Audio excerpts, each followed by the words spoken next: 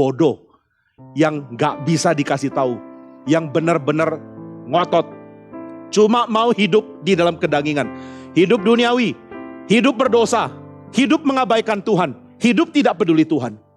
Dan keadaan ini merupakan keadaan yang merongrong keadaan yang baru. Nah, saudara harus mengerti ini fakta ya, saudara harus berperang. Kalau tidak, saudara bukan orang Kristen yang sungguh-sungguh. Jika tidak ada niat memerangi keadaan lama, maka saudara belum mengerti keindahan keadaan yang baru. Dan itu problem. Yang tidak mengerti tidak akan pernah mengatakan seperti Paulus, celaka, tapi aku harus berbagian dalam kemuliaan Tuhan. Kemuliaan Tuhan mematikan saya, tapi kemuliaan itu membuat saya harus hidup. Saya tidak punya cara lain untuk menikmati Tuhan selain berbagian di dalam kemuliaan, tapi itu mematikan saya. Saya tidak tahu apakah engkau pernah merasakan pergumulan ini atau tidak. Atau dengan enteng mengatakan, sudahlah, yang penting saya hidup oke kok, Tuhan mengasihi saya. Tuhan mengasihi engkau, tapi engkau mengabaikan kasihnya, engkau belum selamat. Tuhan mencintai engkau, tapi engkau tolak kasihnya. Siapa bilang kau selamat? Siapa bilang kau bisa mengatakan aman, aman, aman? Jika tidak ada secuil cinta untuk Tuhan dalam hatimu, yang makin lama makin besar, bertumbuh, merubah kamu menjadi orang yang mulai benci sifat lama, mulai cinta Tuhan dengan rela berkorban. Engkau belum Kristen. Saya mau tanya, pengorbananmu apa? Apa pernyataan cintamu untuk Tuhan sejauh sudah jadi Kristen berapa lama? Bertahun-tahun jadi Kristen. Tidak pernah ada pernyataan mengorbankan diri untuk cinta Tuhan satu kali pun. Dan kau merasa dirimu sudah Kristen. Jangan tipu diri. Jangan biarkan setan tipu engkau sampai masuk neraka.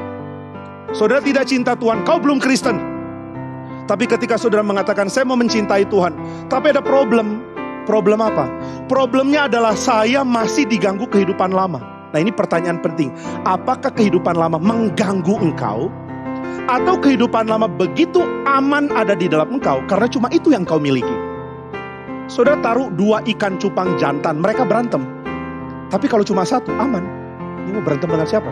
Saudara taruh cermin, dia ribut sama cermin, gak bisa.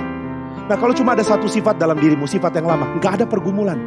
Ingat ya, saudara tidak punya pergumulan batin karena cuma ada diri yang lama, belum ada yang baru. Maka gak akan mungkin kau mengatakan seperti Paulus, saya orang celaka. Gak ada celaka loh, gak di dalam Tuhan kok.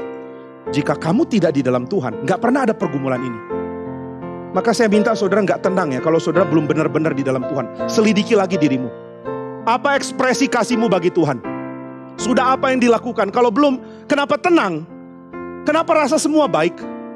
Saudara ingat ya, satu sifat di dalam diri kita tidak akan bikin kita ribut. Ada 2 sifat baru ribut.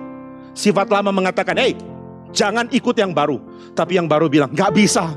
Inilah hidup, inilah keindahan, inilah kenikmatan. Nikmat yang lama palsu, nikmat yang baru itu yang sejati. Nikmat yang lama busuk, nikmat yang baru itu yang menyenangkan. Tapi yang lama akan bilang, kata siapa? Sudahlah, ayo terjun lagi. Lalu saudara jatuh lagi, bergumul lagi, kemudian bangkit lagi.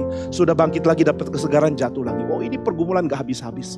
Sampai kapan? Sampai mati. Tapi ketika pergumulan ini gak ada, saudara nyaman di dalam keberdosaan. Then there is something very wrong with you. Paulus mengatakan, aku manusia celaka. Lalu bagaimana pertolongannya? Di dalam Kristus.